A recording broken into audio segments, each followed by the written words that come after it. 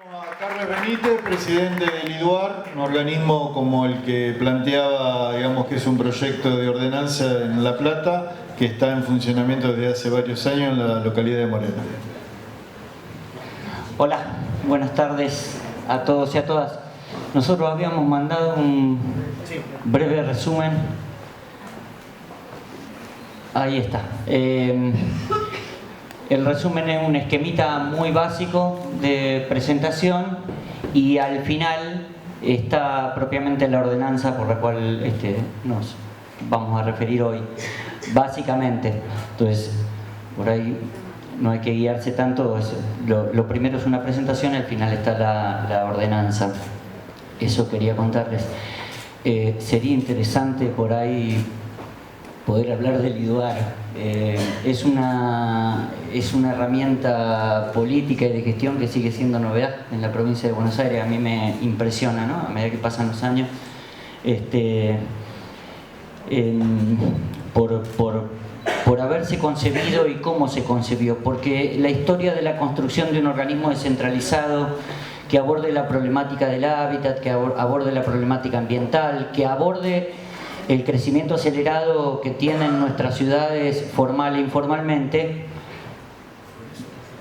Ah, me mataste. Si me querías distraer, lo lograste.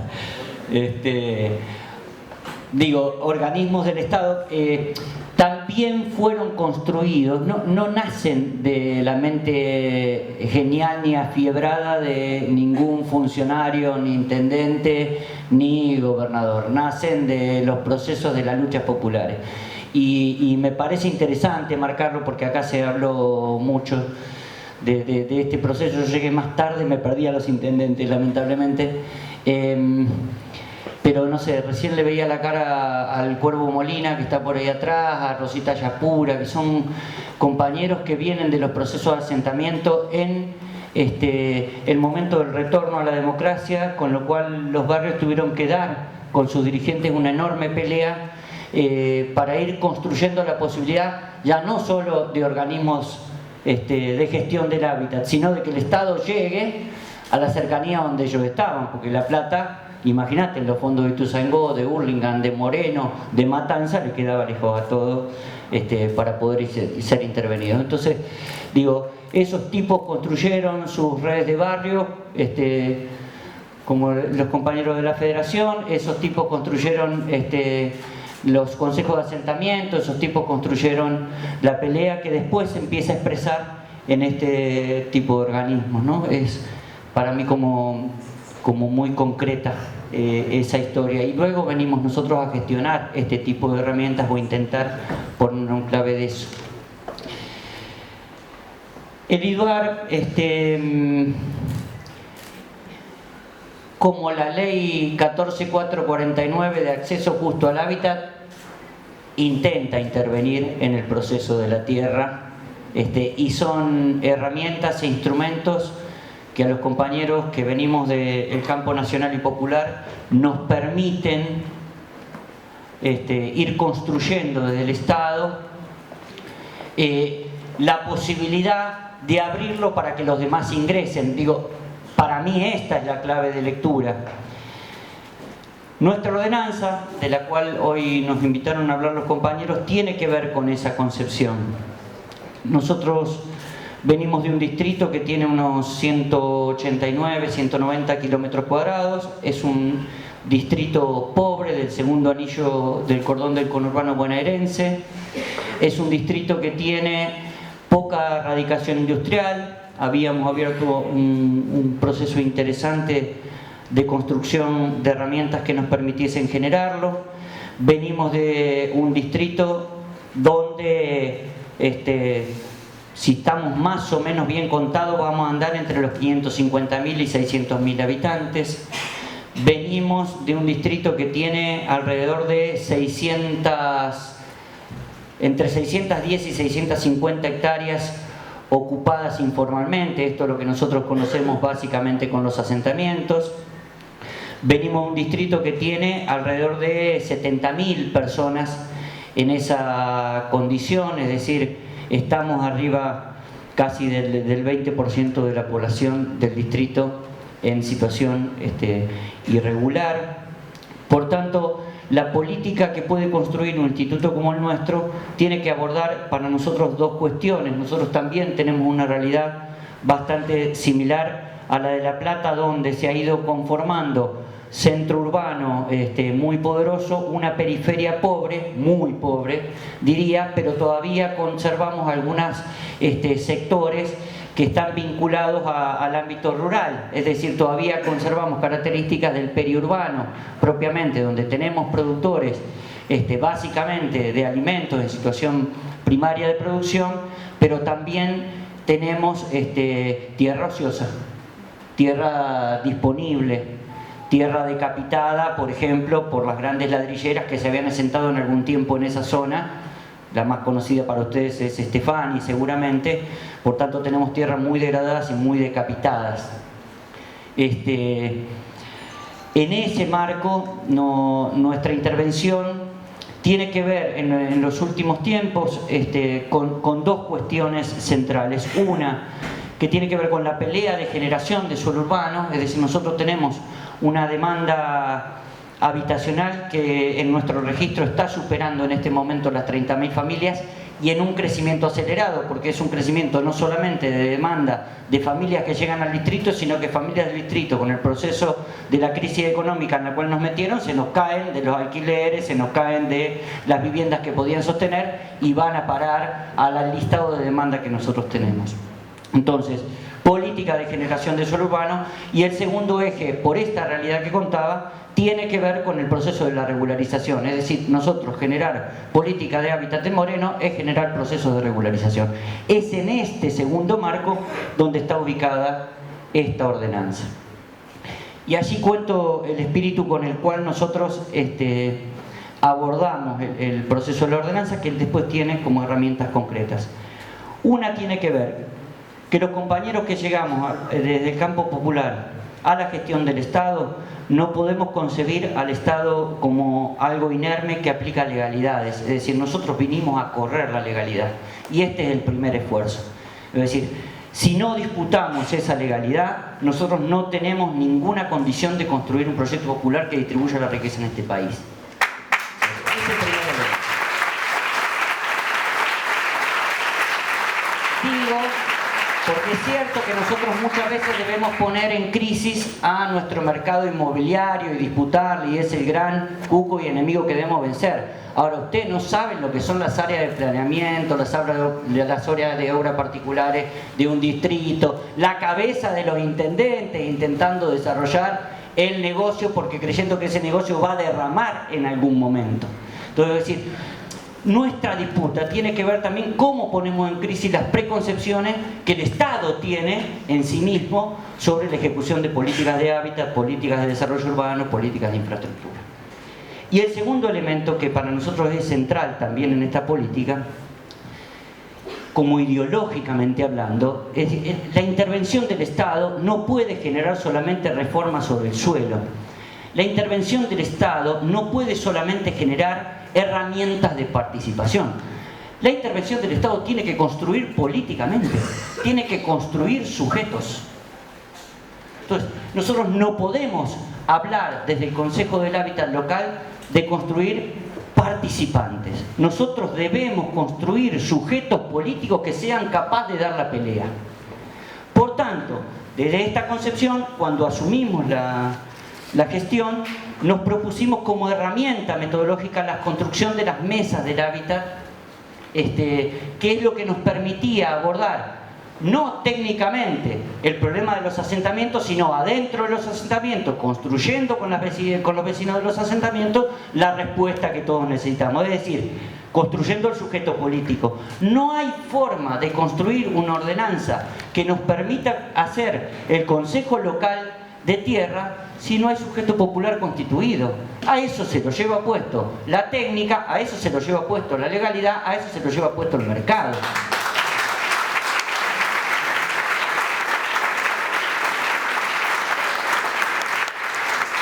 Por tanto, no quería ese discurso político. Nosotros vamos a volver mejores si logramos construir el sujeto. O sea, nosotros no tenemos posibilidad de volver mejores si no construimos el sujeto popular que dé pelea. Que dé pelea. Nuestra intervención del Estado tiene que tener esa concepción, tiene que poder abordar esa concepción. No entender al compañero del asentamiento, al compañero que está en una situación irregular, como un sujeto de mi política, sino como el sujeto de la política que construye.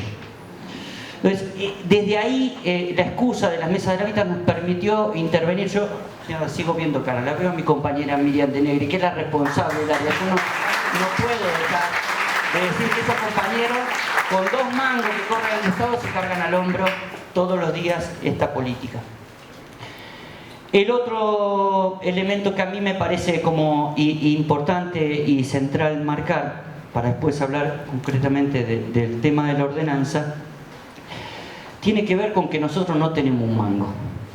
Es decir, acá hay que construir política y con una matraca y una serpentina hacer un carnaval, viejo. En Moreno no hay un centavo. En Moreno tenemos el fondo de tierra. Nosotros tenemos el fondo de tierra con tierra disponible, es decir, con especies. Tenemos el fondo de tierra con infraestructura y debemos tener recuperado en ese fondo de tierra unos 26 millones de pesos a hoy. Es un asiento contable, chicos. Nosotros no tenemos mango ni para regularizar ni para pagar expropiaciones que nosotros hicimos. Nosotros tenemos ordenanzas propias de expropiación sobre miles de familias. Tenemos expropiadas más de 70 hectáreas y sin embargo no podemos terminar de regularizar porque no tenemos los 6 millones de pesos que nos sale teniendo un fondo de tierra que contablemente dice que tenemos 26. No podemos avanzar en la regularización porque no le podemos pagar a los propietarios de la tierra, que los tenemos regalados, porque saben que no le podemos pagar un mango y el Estado Nacional ya largó la mano y el Estado Provincial ni qué hablar. Entonces vienen al municipio o al IDUAR a querer discutir los valores de la tierra, la podemos pagar. ¿Quién los tiene? Los tiene el mercado inmobiliario, por supuesto, pero también los tiene el Estado y los está poniendo en otro lado porque se priorizan otras problemáticas políticas y no las que están vinculadas al hábitat. Y seguramente también todavía nuestro pueblo algo conserva. Nosotros estamos intentando operar sobre ese eje de lo que aún conservamos, en una cointervención municipal y de los barrios. Ahí se construye, por supuesto, en esa ordenanza, la creación del Consejo Local de Vivienda y Hábitat, porque los compañeros a través de las mesas y las organizaciones que se van construyendo en los barrios pueden estar sentados como sujetos activos en ese consejo y en ese proceso estamos. Luego, el segundo elemento, y que a nosotros nos parece fundamental, tiene que ver con esto que Florencia planteaba respecto de la situación en la que el punto de partida de nuestros barrios está tan afuera de la legalidad que no interviene el Estado, que no te baja la luz Edenor, que no te permite el documento poner una dirección, que estás afuera absolutamente de todo. Entonces, lo que creamos fue con los barrios la idea de una cartografía, es decir, una planimetría que tiene que ver con cómo los barrios construyeron su propio diseño urbano.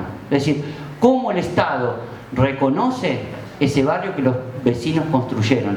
Los vecinos urbanizaron. Lo que era para nosotros un campo de 70, 100 hectáreas, muchas veces decapitada, hoy es un barrio diseñado por los vecinos.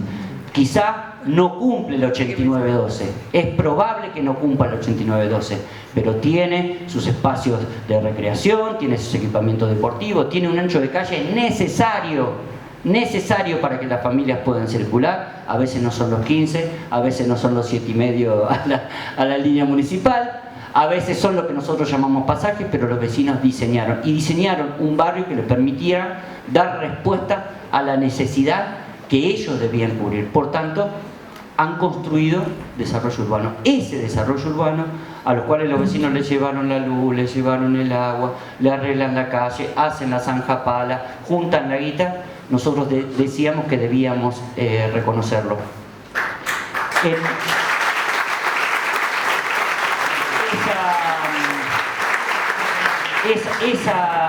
Esa idea la estamos construyendo hoy en las mesas del hábitat. Yo no sé si debe haber alguna fotito por ahí, si vos pasás, yo no soy muy hombre de la tecnología. Esa es la ahí va. Eso es Cuartel Quinto, uno de los barrios de Cuartel Quinto. La que está parada arriba del banco, una de las compañeras, que no sé si anda por ahí, pero una de las compañeras del equipo, con el cual fuimos construyendo. En Moreno no teníamos un mapa real, ni siquiera de los asentamientos que teníamos, es decir, qué tierras teníamos. Entonces fuimos primero construyendo un mapa de cómo está distribuido los barrios que fueron ocupados. Cada uno de esos lugares que se ven en colores son grandes parcelas que hasta hace poquitos años eran rurales y hoy son barrios constituidos. Y a partir de la ubicación pudimos ubicarnos con la familia sobre las parcelas o cómo las familias diseñaron el barrio, aunque en la fiscalidad siga figurando determinada parcela rural. Entonces eso nos permitió a nosotros poder empezar a trabajar con cada uno de esos vecinos cómo era el barrio. Estamos haciendo planos urbanos, estamos haciendo planos de subdivisión con los vecinos. ¿Quiénes los dibujan? Los vecinos del barrio. Es decir, el equipo acompaña, construye una metodología, debe haber por ahí algún tipo de planillita que nos permite ubicarnos más o menos en la manzana, y los vecinos comienzan a dibujar cómo están distribuidos, es decir, cuántos lotes metieron dentro de la manzana, cuántas familias o cuántas viviendas tenemos dentro de cada uno de los lotes, y van construyendo ese propio diseño urbano. Cuando nosotros hoy estamos cuasi peleados con el catastro municipal, tiene que ver con que nosotros justamente lo que le estamos diciendo al catastro municipal es: flaco, ese barrio existe, no es una parcela rural en blanco que vos tenés, es lo que vos tenés ahí, es un barrio realmente existente. Y eso es lo que nosotros hicimos con la ordenanza, aún contra nuestro propio catastro, que nos decía que era ilegal lo que estábamos haciendo, para poder reconocer que no hay más blancos en el mapa de Moreno, sino que hay más de 45 barrios.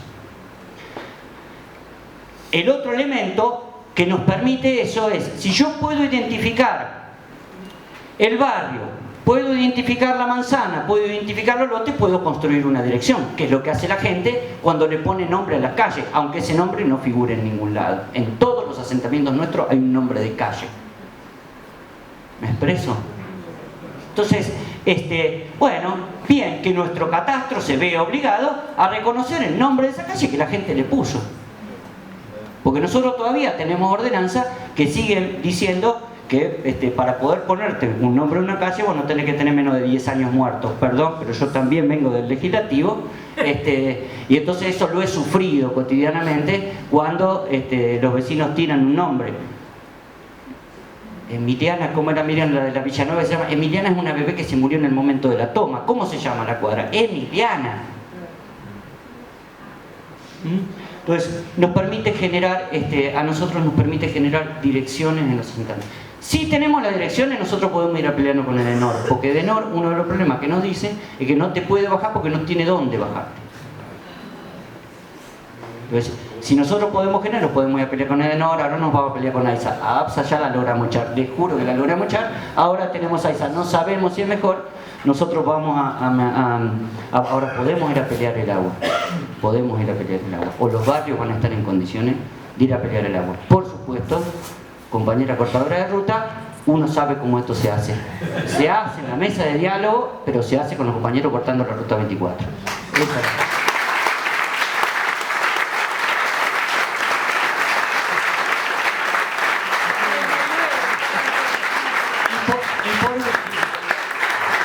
Juro que no digo más boludeces, pero termino. A ver, este espíritu que los compañeros plantean de La Plata, que te van a plantear en cualquier lugar del conurbano bonaerense, que nos planteaban en la Gardel, es que quieren pagar, pero que no son sujetos de pago. Es decir, el Estado ni el privado, nadie lo reconoce al compañero como sujeto de pago. Por supuesto que en un distrito como el nuestro nosotros no podemos cobrarle tasa municipal, porque digo, no hay ninguna contraprestación en Moreno que permita construir el concepto de tasa. Es decir, nuestros barrios no tienen nada. Entonces hay que construir con los compañeros algunas herramientas que les permitan acumular el recurso acompañados del Estado, y acumulado el recurso que lo puedan volver a invertir en su propio barrio, que eso es el secretito de lo que dice la contribución para el desarrollo integral, no ilegal, ilegal es integral. ya me fui acá. ¿Qué sería el bono, o la contribución al desarrollo integral? Es decir, que los vecinos del barrio, que hoy juntan el dinero, que muchas veces generan conflictos internos en la vida del barrio enormes, respecto de cómo la forma en que se juntan esos recursos, de la forma que luego se distribuyen, son planteados, pueden ser planteados más orgánicamente, con una cuenta que construya el Estado, donde los compañeros no obligatoriamente van a encontrarse que en la ordenanza habla del 60 al 70% de los vecinos que deben decidir participar. Ahí recién se vuelve obligatorio para el conjunto de los barrios, con el compromiso asumido por la ordenanza de que el fondo que el barrio junta vuelve al barrio. Vuelvo para atrás en lo que planteé. Uno de los problemas que tenemos como Estado es que cuando creamos este tipo de herramientas, como nos pasa con el fideicomiso del Consejo del Hábitat en la provincia, como nos pasa con el Fondo de Tierras que yo contaba de nuestro municipio de Moreno, cualquier ejecutivo, ante la necesidad de pagar sueldo, de sostener la estructura municipal, te toma ese fondo afectado. En Moreno apenas asumió Walter, esto fue una decisión política, se decretó la emergencia económica del distrito. Decretada la emergencia económica, no hay cajita que te quede viva, macho, se usa todo para pagar sueldo o se usa todo para sostener la estructura municipal. Esta es la realidad que nosotros convivimos todos. Entonces no hay intangibilidad de los fondos. Entonces lo que hicimos en esta ordenanza fue ponerle al barrio de por medio, es decir, ¿quién te asegura la intangibilidad? Que el intendente no se tiente y quiera agarrar esa platita, el barrio mismo.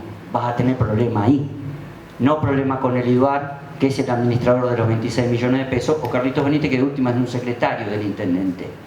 Lo vas a tener con el mismo barrio. Por eso la idea de construir este fondo que a nosotros nos permita hacer que los barrios acumulen para ser reinvertido en el barrio, en las obras, en las infraestructuras, en los equipamientos o en la compra de tierra que el barrio defina.